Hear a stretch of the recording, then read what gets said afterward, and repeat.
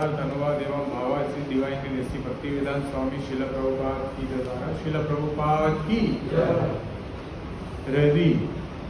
हृदय माथी काम काम ब्रुवः भ्रमरो माथी क्रोध क्रोध लोभः लोभ च अने अधर दक्षदा होठनी वच्चेथी आस्या मुखमाथी वाणी सिंधवः समुद्रो मेत्रा जननेन्द्रियोमाथी निवृत्ति हीन कर्मो पायो गुदामाथी अघ आश्रय सर्व पापोना आश्रयरूप। अनुवाद। બ્રહ્માના હૃદયમાંથી કામ તથા વાસનાનો ઉદ્ભવ થયો. ભ્રમરો વચ્ચેથી ક્રોધ, હોઠ વચ્ચેથી લોભ, મુખમાંથી વાણીની શક્તિ, તેમના લિંગમાંથી સમુદ્ર અને સર્વ પાપોના આશ્રયરૂપ ગુદામાંથી હીન તથા તૃણાસ્પદ કર્મો ઉત્પન્ન થયા.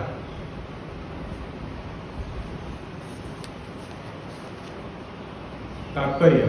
બદ્ધ જીવાત્મા મનોવ્યાપારના પ્રભાવ હેઠળ હોય છે. દુન્વય કેળવણી અને વિદ્યા પ્રાપ્તિમાં મનુષ્ય ભલે ગમે તેટલો મહાન હોય તો પણ માનસિક પ્રવૃત્તિના પ્રભાવથી તે મુક્ત થઈ શકતો નથી. તેથી જ્યાં સુધી મનુષ્ય ભગવદ્ ભક્તિમાં જોડાતો નથી ત્યાં સુધી વિષય વાસના અને હીન કર્મો માટેની ઈચ્છાનો ત્યાગ કરવો બહુ મુશ્કેલ હોય છે. મનુષ્ય જ્યારે વિષય વાસના તથા હલકી ઈચ્છાઓમાંથી હતાશ બને છે ત્યારે મનમાં ક્રોધ ઉત્પન્ન થઈને ભ્રમરો વચ્ચેથી વ્યક્ત થાય છે. તેથી સામાન્ય મનુષ્યને ભ્રમરો વચ્ચેના સ્થાનમાં મનને એકાગ્ર કરવાની શીખ અપાય છે. જ્યારે ભગવદ્ ભક્તો તેમના મનના આસને ભગવાનને રાખવા ટેવાઈ ગયેલા હોય છે. ઈચ્છા રહિત થવાનો સિદ્ધાંત ટકી શકે તેમ નથી, કારણ કે મનને ઈચ્છા રહિત કરી શકાતું નથી. જ્યારે ઈચ્છા રહિત થવાની ભલામણ કરવામાં આવે છે ત્યારે આધ્યાત્મિક મૂલ્યોનો નાશ કરે એવી બાબતોની ઈચ્છા ન કરવી એમ સમજવું. ભગવદ્ ભક્ત તેના મનમાં સદા ભગવાનને રાખે છે. તેથી તેને ઈચ્છા રહિત બનવું જરૂરી નથી. તેની બધી ઈચ્છાઓ ભગવાનની સેવાના સંબંધે હોય છે. વાક શક્તિનું નામ સરસ્વતી અથવા વિદ્યાની દેવી છે અને તેમનું જન્મસ્થાન બ્રહ્માનું મુખ છે. મનુષ્યને સરસ્વતી દેવીની કૃપા પડેલી હોય તો પણ એવી શક્યતા તો રહે જ છે કે તેનું હૃદય કામ વાસના તથા ભૌતિક ઈચ્છાથી ભરેલું હોય છે અને તેની ભ્રુકુટીમાંથી ક્રોધના લક્ષણો દેખાતા હોય. દુન્વય માન્યતા મુજબ કોઈ માણસ ભલે બહુ વિદ્વાન હોય પણ એનો અર્થ એવો નથી થતો કે તે કામ વાસના અને ક્રોધની બધી હલકી પ્રવૃત્તિઓમાંથી મુક્ત થયેલો છે. જે ભગવાનના ચિંતનમાં સદા મગ્ન રહે છે અથવા શ્રદ્ધાપૂર્વક સમાધિમાં લીન રહે છે એવા શુદ્ધ ભક્ત પાસેથી સદ્ગુણોની અપેક્ષા રાખી શકાય છે. ઓમ જ્ઞાનતિમિરાંધસ્ય જ્ઞાનાંજન શલાકયા ચક્ષુરુન્મિલિતં તસ્મૈ શ્રી ગુરુદેવ નમઃ. નમો વિષ્ણુપાદાય કૃષ્ણ પૃષ્ઠાય ભૂતલક્ષ્મણભક્તિ નામે. નમો વિષ્ણુપાદાય કૃષ્ણ પૃષ્ઠાય ભૂતલક્ષ્મણભક્તિ નમસ્તે સારસ્વતી દેવે ગૌરવાણી પ્રસારી निर्विशेष शून्यवादी पाश्चात्य देश कार्य. जय श्री कृष्ण चैतन्य प्रभु नित्यानंद श्री अद्वैत गदाधर श्रीवासादि गौर भक्तवृंद. हरे कृष्ण कृष्ण कृष्ण हरे हरे, हरे राम राम राम हरे. सृष्टिનું જે સર્જન થયું એમાં કુમારોની ઉત્પત્તિ થઈ. કુમારો ઉચ્ચ અવસ્થામાં હતા એટલે અમને આખેર સૃષ્ટિ કરવાની ના પાડી. પછી બ્રહ્માજીએ બીજા 10 પુત્રો એમના જુદા જુદા ઉત્પન્ન કર્યા. ત્યાર પછી હવે ગુણો વિશે જે છે તો આ શ્લોકમાં સમજાવી રહ્યા છે શ્રી પ્રભુપાદજી કે જુદા શ્લોક મુજબ જોઈએ છે કે બ્રહ્માના હૃદયમાંથી કામ તથા વાસનાનો ઉદ્ભવ. હૃદય જે છે કામ વાસનાનું સ્થાન છે. ભ્રમરો વચ્ચેથી ક્રોધ અને હોઠ વચ્ચેથી લોભ, મુખમાંથી વાણીની શક્તિ, તેમના લિંગમાંથી સમુદ્ર અને સર્વ પાપાના આશ્રય રૂપી ગુદા માંથી હીન તથા તૃણાસ્પદ કર્મો ઉત્પન્ન થાય છે. એટલે બ્રહ્માજીની જુદી જુદી જે ઇન્દ્રિયો છે એમાંથી જુદા જુદા ગુણો આમાં બતાવ્યું છે એ પ્રમાણે શ્લોકમાં ઉત્પન્ન થયા, જે આગળ પછી જે સૃષ્ટિ થાય છે એમાં દરેક જીવોમાં આ રીતે જોવા મળે છે. તો અહીં શ્રીલ પ્રભુપાદજી બહુ સુંદર ઉદાહરણ એટલે બહુ સુંદર આનો ભાવાર્થ લખી રહ્યા છે. એમાં કહ્યું છે કે સમજો જેમની વાણી, મુખમાંથી વાણી શક્તિ એટલે સરસ્વતી જે છે એ વિદ્યાની દેવી ગણાય છે અને એમનું જન્મસ્થાન બ્રહ્માનું મુખ છે.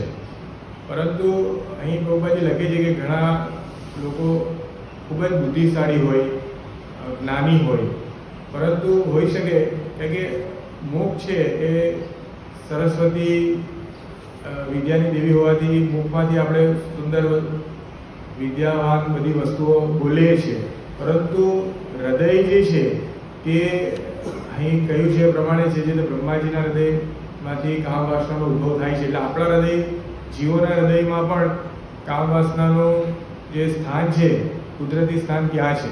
એટલે એવું પોસિબલ છે કે એવું શક્ય બને છે કે બહુ સુંદર બોલવાવાળા વ્યક્તિની પણ હૃદયમાં કામ વાસના હોઈ શકે છે.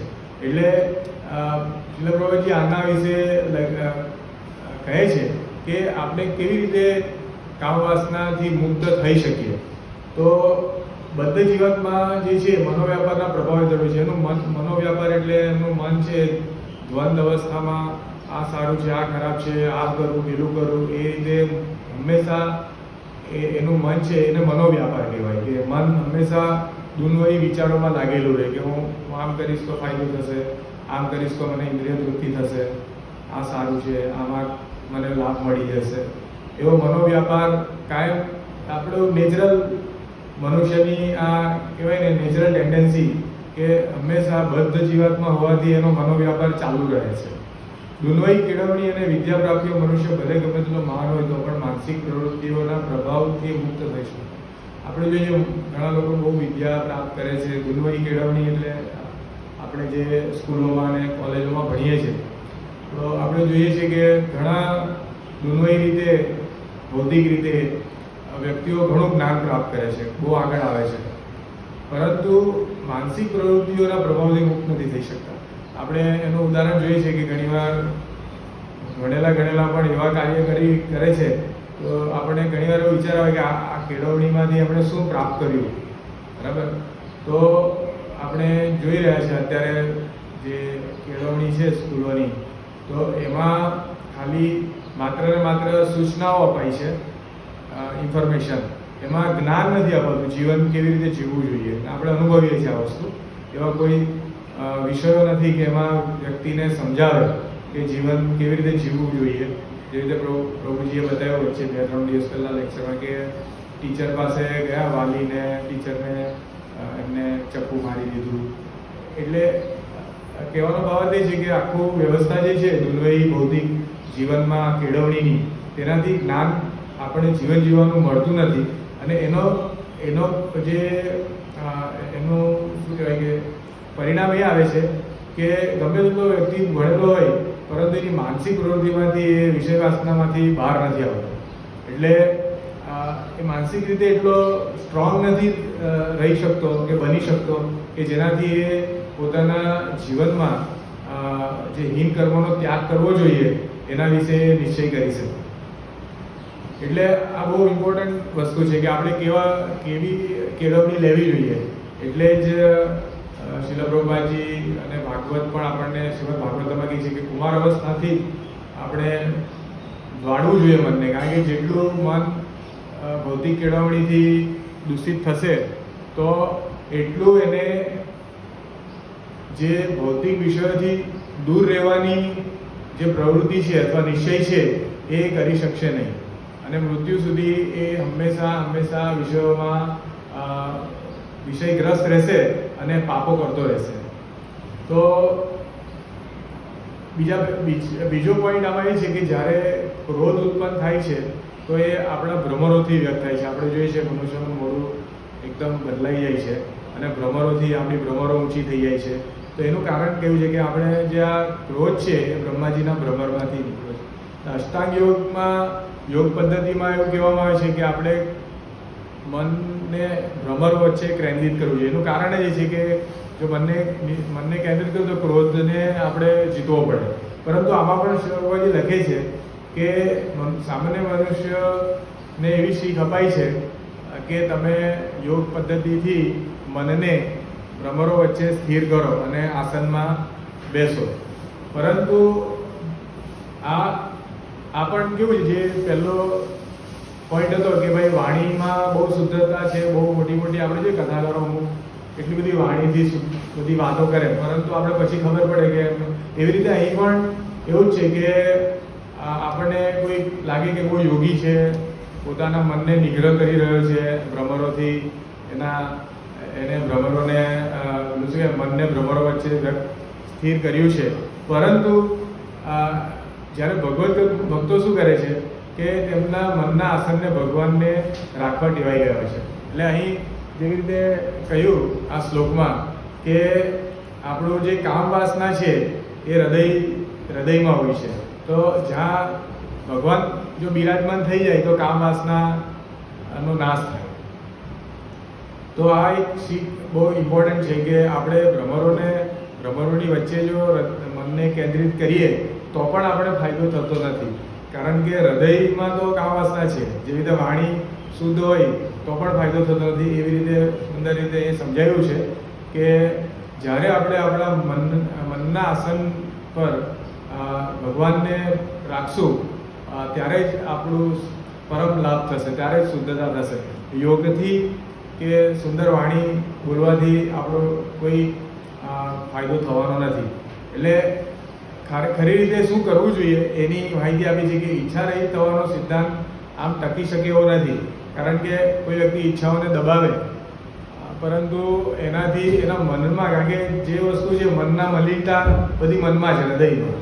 તો બાહ્ય રૂપે જો ઈચ્છાને દબાવીને જો કરીએ તો મનનું તો પ્રેશર હોય જ છે, તો ક્યારેક બહુ મોટો પ્રોબ્લેમ થઈ શકે છે. તો આપણે ઈચ્છાને દબાવવાની નથી કે ઈચ્છા રહિત બનવાનું નથી માયાવાદીઓની જેમ. પરંતુ અહીં સમજાવ્યું છે એ પ્રમાણે આપણા હૃદયમાં ભગવાનને બેસાડી દે અને દરેકે દરેક ઈચ્છાઓ માત્ર ને માત્ર ભગવાનની સેવા માટે, ભગવાનની આનંદની તૃપ્તિ માટે જો કરવામાં આવે તો આ સૌથી મોટો સિદ્ધાંત છે કે આપોઆપ હૃદય શુદ્ધ થઈ જવાથી પછી મન પણ કેન્દ્રિત થશે અને ભ્રમરો વચ્ચે પણ રાખવાની જરૂર નથી અને વાણીની શુદ્ધતા પણ આવશે. કારણ કે જે વ્યક્તિ ભગવાનને કેન્દ્રિત રાખે છે તો એની વાણી ધીરે ધીરે શુદ્ધ થઈ જાય છે અને એનું મન પણ શુદ્ધ થઈ જાય છે. તો ભગવત ભક્ત તેના મનમાં સદા ભગવાનને રાખે છે. કેવી રીતે આપણે જ્યારે હરે કૃષ્ણ મહામંત્ર બોલીએ છીએ, કોઈ પણ સેવા કરીએ છીએ તો અનાયાસે જ, એટલે આપણે ટ્રાય તો કરવી પડે પરંતુ વિષય ભોગ કરતા અનાયાસે જ આપણે, કારણ કે વારંવાર રટણ કરીએ છીએ તો ભગવાન ધીરે ધીરે રિવીલ થાય છે અને નામથી આપણે આપણા હૃદયમાં ભગવાનને બેસાડી શકીએ. હરિનામનો એ મહત્વ છે. હરિનામનો અને સેવાથી આપણે હંમેશા, એટલે જ તો પ્રભુપાદજીએ આપણી જે આંદોલન છે, આ મુવમેન્ટ છે, એનું નામ કૃષ્ણ ભાવનામૃત સંઘ રાખ્યું છે, આંતરરાષ્ટ્રીય કૃષ્ણ ભાવનામૃત સંઘ. એટલે ખરી રીતે જોઈએ ને તો આપણે જો આપણું હૃદય જો આપણું મલિનતા દૂર થશે, હૃદયમાંથી જે કામ, ક્રોધ, લોભ, મોહ એ બધું દૂર થશે તો જ ખરી રીતે વાણીમાં શુદ્ધતા અને આપણા મનની એકાગ્રતા આવશે. ત્યાં સુધી કોઈ સવાલ નથી કે આપણે આ વસ્તુ કરી શકીએ.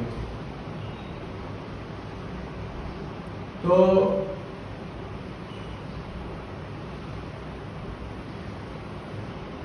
દુનિયાની માન્યતા મુજબ કોઈ માણસ ભલે બહુ વિદ્વાન હોય પણ એનો અર્થ નથી કે તે કામ વાસના અને ક્રોધથી બધી હલકી પ્રવૃત્તિઓમાંથી મુક્ત થયેલો હોય છે. જે ભગવાનના ચિંતનમાં સદાબદ્ધ રહે છે અથવા શ્રદ્ધાપૂર્વક સમાધિમાં લીન રહે છે એવા શુદ્ધ ભક્ત પાસેથી સદ્ગુણોની અપેક્ષા કરાય છે. એટલે આમાં સમાધિનો પણ જે સિદ્ધાંત છે કે આપણે શ્રદ્ધાપૂર્વક જ્યારે આપણા મનમાં હંમેશા ભગવાનનું ચિંતન કરીએ, ભગવાનની સેવાનું ચિંતન કરીએ, નામ રૂપ લીલા ગુણનું ચિંતન કરીએ તો જ ખરી રીતે આપણા સદ્ગુણો, આપણે સદ્ગુણી કહેવાઈએ. બાકી બાહ્ય જે છે વાણી અને સમાધિ જે અષ્ટાંગ યોગની સમાધિ અને વાણીનો ઉપર છેલ્લો જે ખ્યાલ છે એ આપણને શુદ્ધ કરી શકતો નથી. અને ખરી રીતે આપણે ગમે તેટલો પ્રયત્ન કરીએ, આમાં લખ્યું છે કે એ પણ ક્રોધિત થઈ જાય છે અમુક, જ્યારે ભલે સમાધિ અવસ્થામાં હોય મનને કેમ કે એ લોકો ક્રોધિત થઈ જાય છે, એમાં ક્રોધ બહાર આવે છે. એટલે પણ ભક્તોનો એવું નથી, ભક્તોનો ક્રોધ કદાચ આવે તો પણ એમને પોતાના માટે નથી કરતા કે ભાઈ મારી વાત સાચી છે એ રીતે નહીં, ભગવાન આ કહે છે અને તમે પાલન નથી કરતા, એ ભાવથી જ ભક્ત બીજાના કલ્યાણ માટે ક્રોધ કરતા હોય છે. તો આ બહુ સુંદર શ્લોક છે જે બ્રહ્માજીના જુદા જુદા અંગોમાંથી કેમ કામ, વાસના, ક્રોધ એ આવ્યું, એને શ્રીલ પ્રભુપાદજીએ બહુ સુંદર રીતે નિરૂપણ કર્યું કે જીવોના જુદી જુદી ઇન્દ્રિયો છે તો એને કેવી રીતે આપણે જો હૃદયમાં મલિનતા દૂર કરીને ભગવાનને બેસાડી દે મનમાં, તો કેવી રીતે આપણને ફાયદો થાય છે. અને જન્મ મૃત્યુના ચક્રમાંથી, કારણ કે મેઇન મુખ્ય આશય એ છે મનુષ્ય જન્મનો કે ભગવાનનો આત્મ સાક્ષાત્કાર કરે, અને એના માટેનું આ સુંદર કહ્યું છે કે આપણી જે હૃદય ઇન્દ્રિય છે એના માટે આપણે કાર્ય કરવાનું છે મુખ્ય. તો બધી ઇન્દ્રિયો આપણી એનાથી સહાય પામીને ભગવત ભાવમાં લાગી જશે. હરે કૃષ્ણ. श्रील प्रभुपाद की जय. ग्रंथराज श्रीमद् भागवतम की जय.